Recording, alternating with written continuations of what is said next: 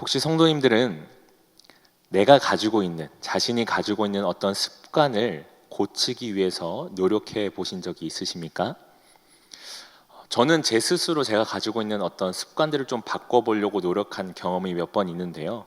그 중에서 좀 대표적인 것 중에 하나가 젓가락질입니다. 어떤 이유인지 모르겠지만 제가 어렸을 때 젓가락질을 잘못 배웠나 봐요. 그래서 젓가락질을 X자로 이렇게 했었습니다.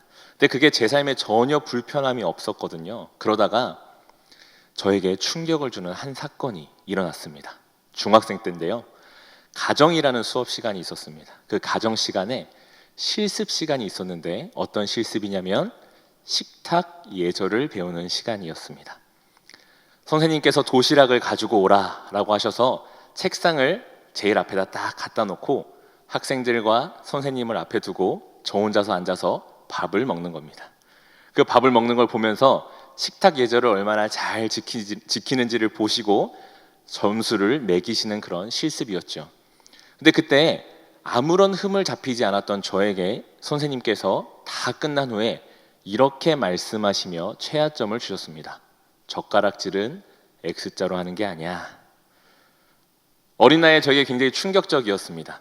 그래서 젓가락질을 바꿔야겠다라고 마음을 먹었죠. 하지만 그게 잘 되지 않았습니다. 왜냐하면 어린 나이에 저는 젓가락질을 고쳐서 제대로 밥을 먹는 것보다 빨리 밥을 먹고 운동장에 나가서 친구들과 함께 공을 차는 것이 더 중요했기 때문입니다. 그렇게 고등학생까지 쭉 고치지 못했던 젓가락질은 결국에는 군대에 가서 고치게 됐습니다. 군대 가서 좀 진득하게 앉아서 내가 젓가락질을 고쳐봐야겠다라고 마음을 먹고 나서야 거의 10년 가까이가 흐르고 나서야 젓가락질을 제대로 고치게 됐죠.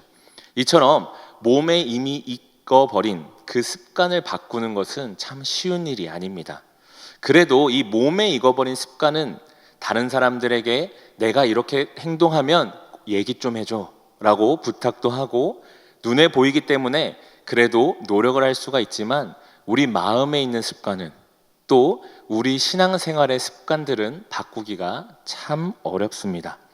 사람은 쉽게 변하지 않는다는 그런 말이 있듯이 내가 지금까지 해왔던 생각이나 습관들이, 가치관들이 그대로 내 안에 쭉 자리 잡고 있어서 변한 듯 하다가도 불쑥 옛날의 모습들이, 나의 바꾸고 싶었던 그 습관들이 올라오는 것을 우리는 발견하게 됩니다.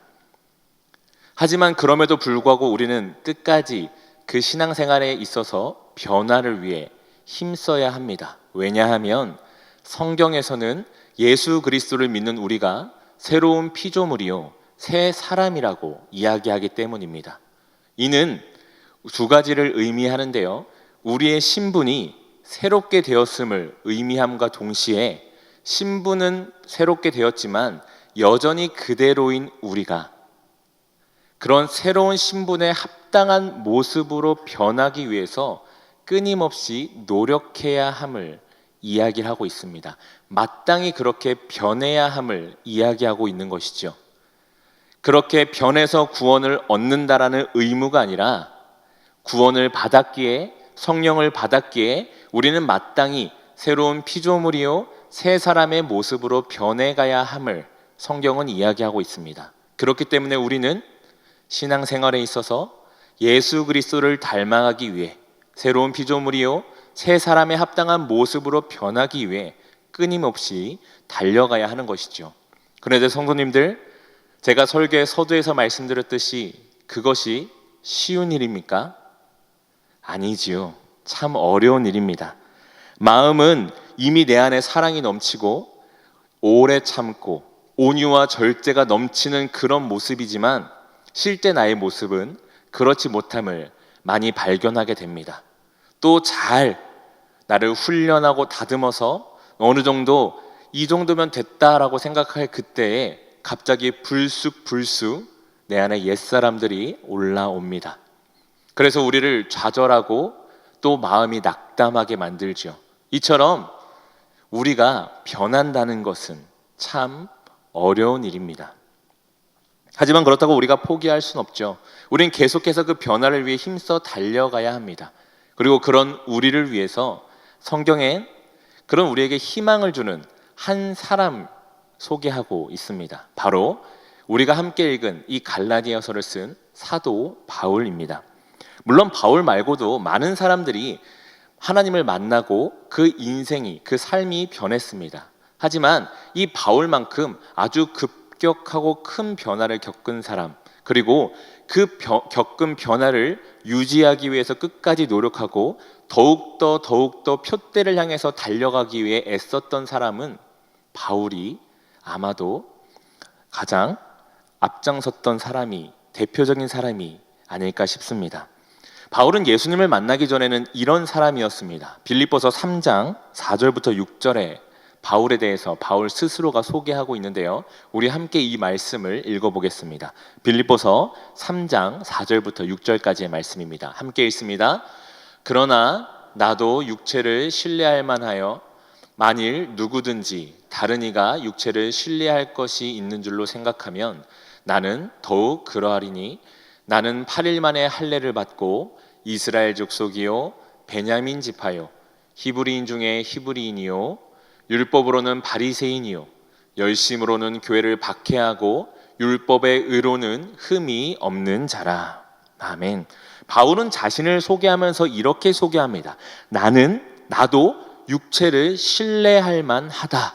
그러면서 히브리인 중에 히브리인이요 율법으로는 바리새인이다라고 이야기를 합니다. 이는 바울 스스로 자신이 히브리인들 그리고 유대인들 중에 그 누구보다도 율법을 잘 알고 있고 잘 지키고 있는 사람임을 이야기하고 있는 것이며, 그래서 육체의 일로는, 율법을 지키는 일로는 그 누구와 비교도 젊은이들 말로는 꿀리지 않다, 뒤처지지 않는다라고 이야기하고 있는 것입니다. 바울이 이렇게 율법을 엄격히 지키는 바리새인이었던 만큼 바울은 또 하나 앞장섰던 것이 있는데요, 그것은 무엇이냐면 바로 그리스도의 교회를 박해하는 일이었습니다. 바울이 얼마나 그리스도의 교회를 박해했느냐, 바로 돌에 맞아 죽었던 스데반 집사님이 순교하시던 그 자리에 바울이 있었습니다. 그 말씀을 보면요, 사람들이 돌로 스데반 집사를 쳐 죽일 때에 그들의 겉옷을 벗어서 바울에게 맡기는 것을 보게 됩니다. 당시 이스라엘 사람들에게 겉옷은 자신의 신분을 증명하는 도구였기에 그런 겉옷을 맡겼다라는 것은 그 현장에서 바울이 일어나는 일을 책임질 만한 자리에 있었음을 우리에게 알려줍니다.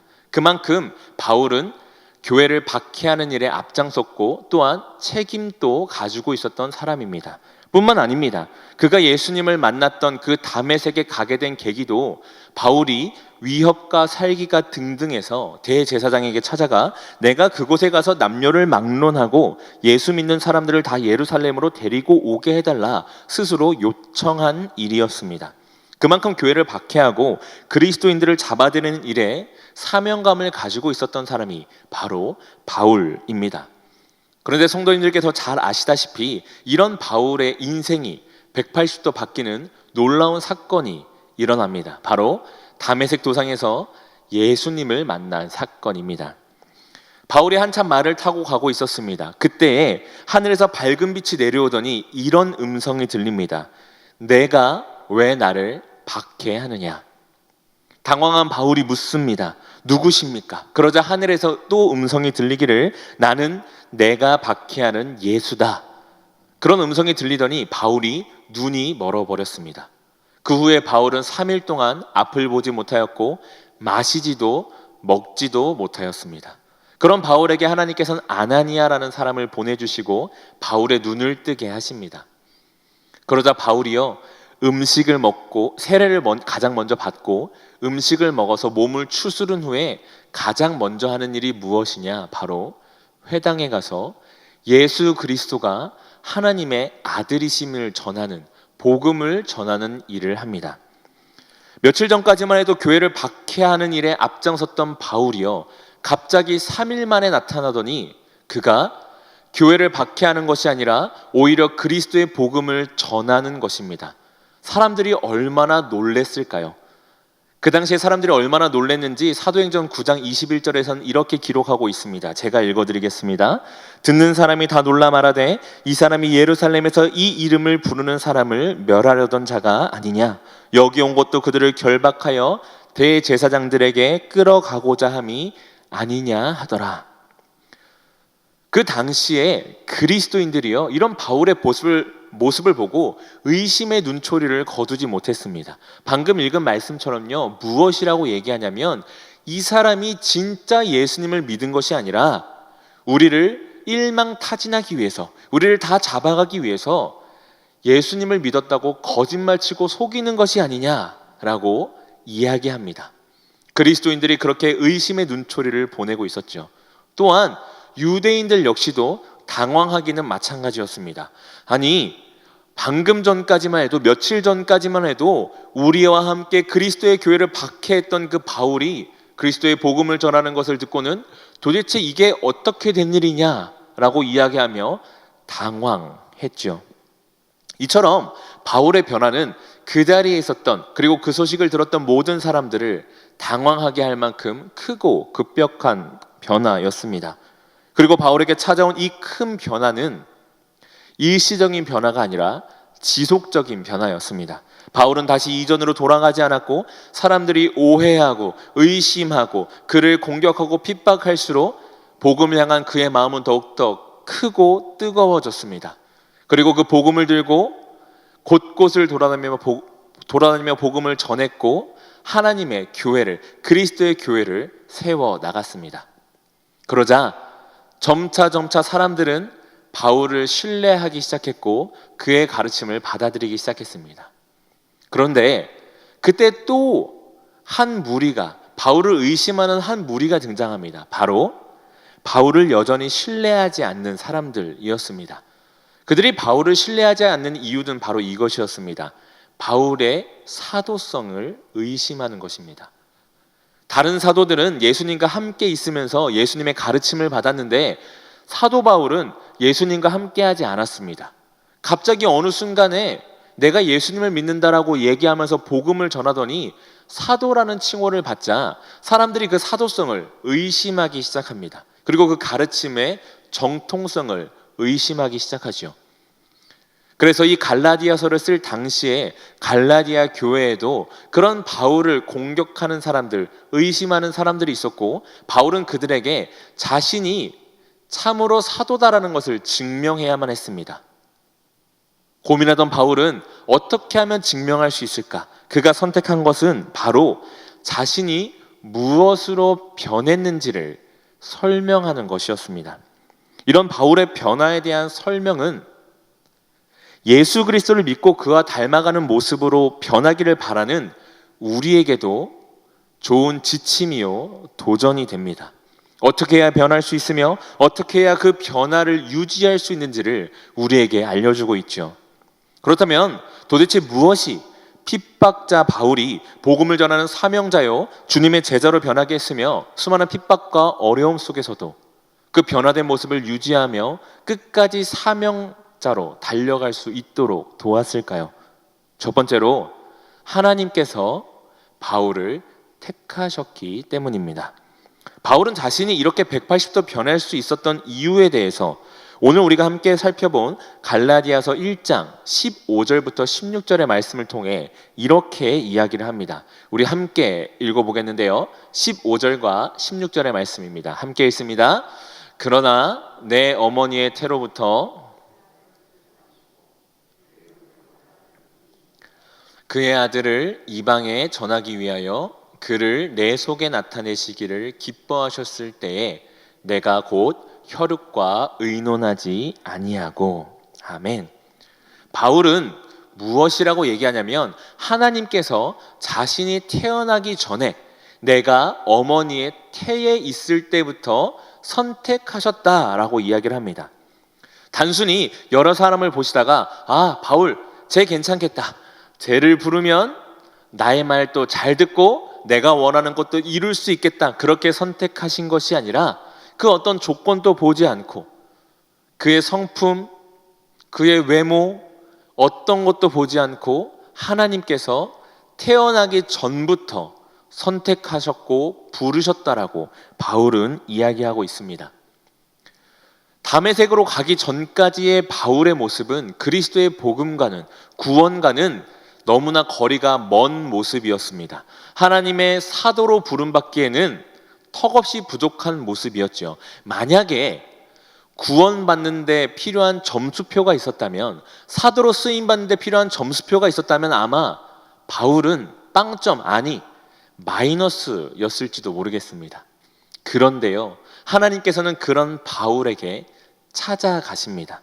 그리고 그런 바울을 선택하셨고 그런 바울을 사용하십니다. 그렇기 때문에 바울이 사도가 될 수 있었던 것은, 바울이 이렇게 변할 수 있었던 것은 바울의 어떠함이 아니라, 바울의 능력이나 바울의 조건이 아니라 오로지 하나님의 은혜였던 것입니다. 마태복음 20장에 보면 포도원 품꾼의 비유가 나옵니다. 이 비유를 좀 설명드릴 텐데요, 이 비유는 이렇습니다. 한 포도원 주인이 있었습니다. 그리고 그 포도원에 일을 할 일꾼이 필요했습니다. 그래서 오전에 나아가 일할 일꾼을 찾아다녔습니다. 그러다가 한 사람을 만나 그와 계약을 맺는데요, 너가 오늘 와서 하루 종일 우리 포도원에서 일을 해주면 내가 그 일한 값으로 한 데나리온을 주겠다. 그렇게 계약을 맺고 일꾼을 데리고 옵니다.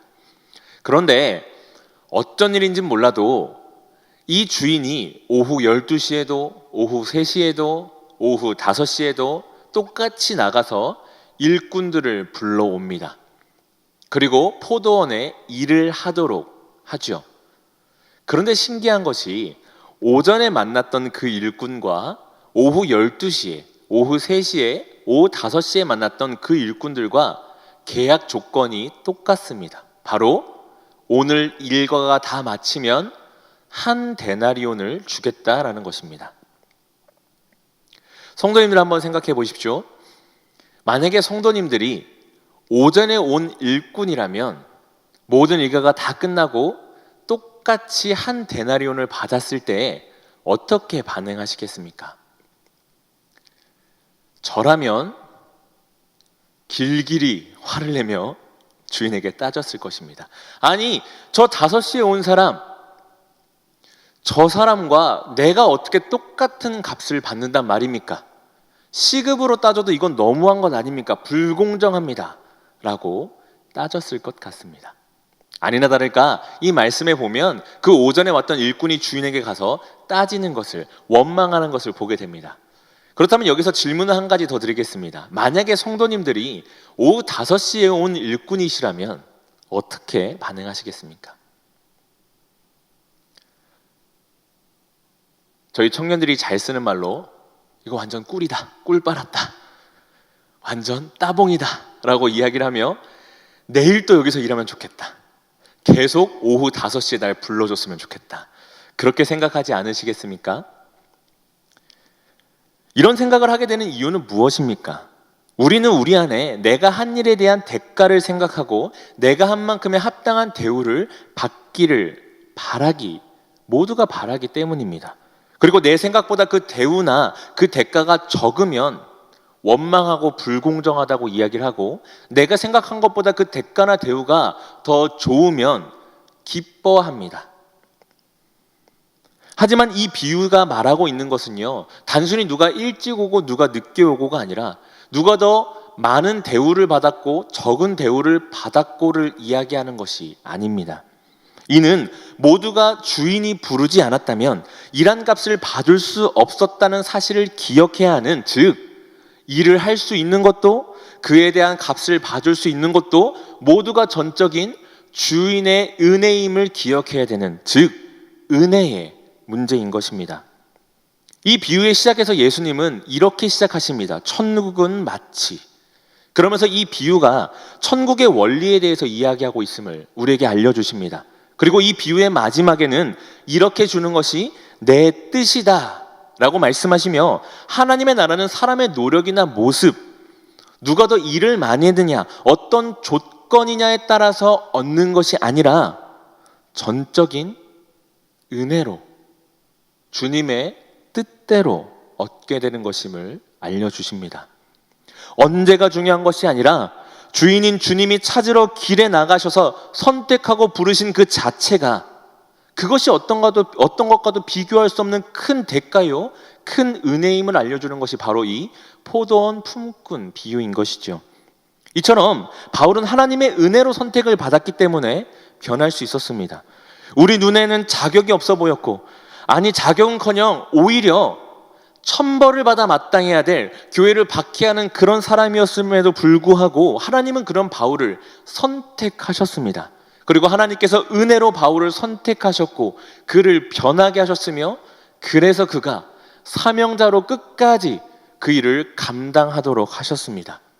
그래서 바울은 그 변화된 모습을 끝까지 유지할 수 있었고 이전의 모습으로 돌아가지 않을 수 있었던 것이죠. 이 모든 것이 하나님의 은혜였습니다. 두 번째로, 하나님께서 바울을 향한 계획을 가지고 계셨기 때문에 바울은 변할 수 있었고 그 변한 모습이 끝까지 유지될 수 있었습니다. 갈라디아서 1장 15절과 16절을 다시 한번 보겠습니다. 15절 16절을 한 번 더 띄워주시고요. 제가 읽어드리겠습니다. 그러나 내 어머니의 태로부터 나를 택정하시고 그 은혜로 나를 부르시니가 그의 아들을 이방에 전하기 위하여 그를 내 속에 나타내시기를 기뻐하셨을 때에 내가 곧 혈육과 의논하지 아니하고. 아멘. 초대교회 당시 유대교에서 율법을 지키다가 그리스도인으로 개종한 사람들 중에는 여전히 율법을 강조하던 사람들이 있었습니다. 그리고 그런 사람들은 당시 초대교회의 큰 어려움 중에 하나였습니다.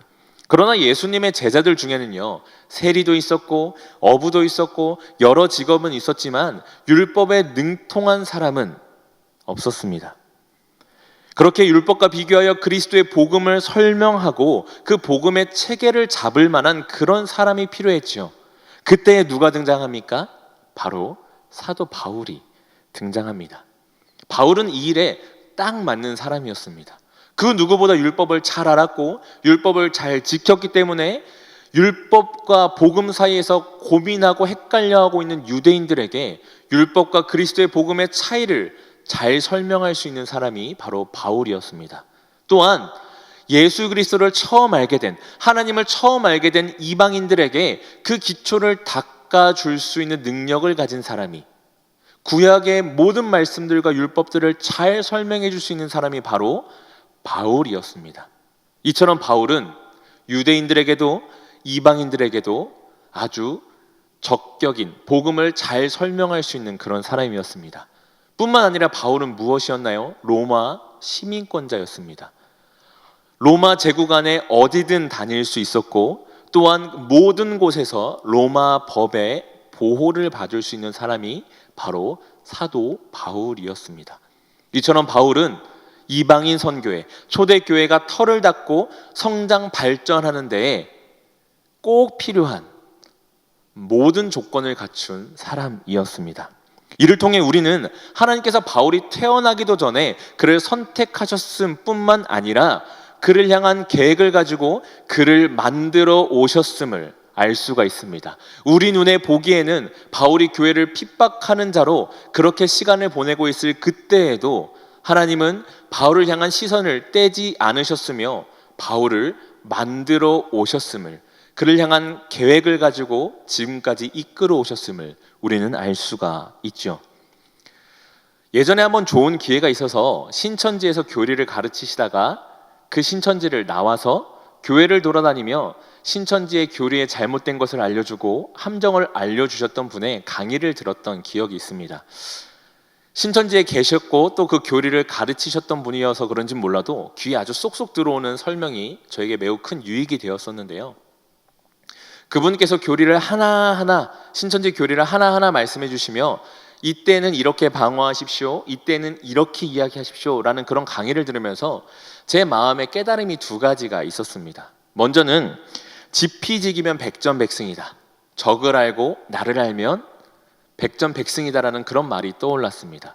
정말로 신천지 안에서 그 교리를 가르쳤던 분이라서 그런지 그 신천지에 대해서 잘 설명해 주시니까 앞으로 내가 그런 신천지 교리를 설파하는 사람을 만나면 이렇게 방어해야겠다라는 그런 계획들이 딱딱딱 제 안에 자리가 잡는 경험을 하게 됐습니다. 또 하나 깨달았던 것은 무엇이었냐면 하나님의 계획은 참 크고도 놀랍다.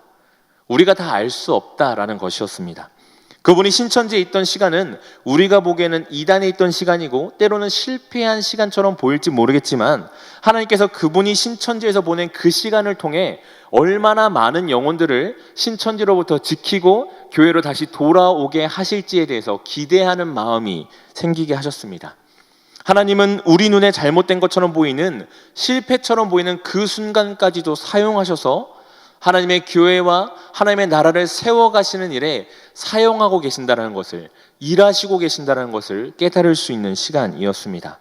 이처럼 우리가 생각하기에 바울이 하나님과 멀어질 수밖에 없는 이유라고 생각했던 그 바리새인이라는 그의 신분이, 율법에 능통한 자요 율법에 매여 있던 자라는 그의 그 모습이 그리스도의 복음을 전하는 도구로 사용되었습니다.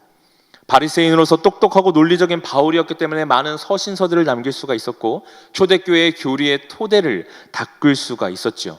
이 모든 것이 하나님의 계획 안에 있었기에 바울은 변할 수 있었고 그 변화를 유지할 수 있었으며 하나님 앞에 사명자여 사도로서 쓰임을 받을 수가 있었습니다. 이런 바울의 모습을 통해서 우리가 알 수 있는 것은 바울의 변화는 바울의 노력, 개인의 어떤 노력이 아니라 하나님의 은혜요 계획이었다라는 사실입니다. 그래서 바울은 하나님께서 은혜로 나를 택하시고 부르셔서 하나님께서 쓰시고자 하는 곳에 나를 사용하셨다라고 고백하고 있죠. 내가 그 자리에 쓰임받기 위해 발버둥 치고 내가 그 사도라는 직분을 얻기 위해서 부단히 노력해서 그 자리를 얻어낸 것이 아니라 모든 것이 하나님의 은혜요 하나님의 계획 안에서 이루어진 것임을 바울이 고백하는 것을 우리는 보게 됩니다. 그리고 바울에게 일하신 그 하나님께서는 바울뿐만 아니라 바로 지금 이 자리에서 예수 그리스도를 믿고 그 안에서 변화되기를 간절히 소망하는 우리에게도 동일하게 일하십니다. 우리를 향해서도 단 한순간도 시선을 떼지 않고 우리를 바라보고 계시며 하나님의 완전한 계획으로 우리의 삶을 신실하게 인도해 나가고 계십니다. 우리를 향한 계획을 포기하지 않으시고 우리를 향한 그 변화를 멈추지 않으시는 것이 바로 하나님이시지요.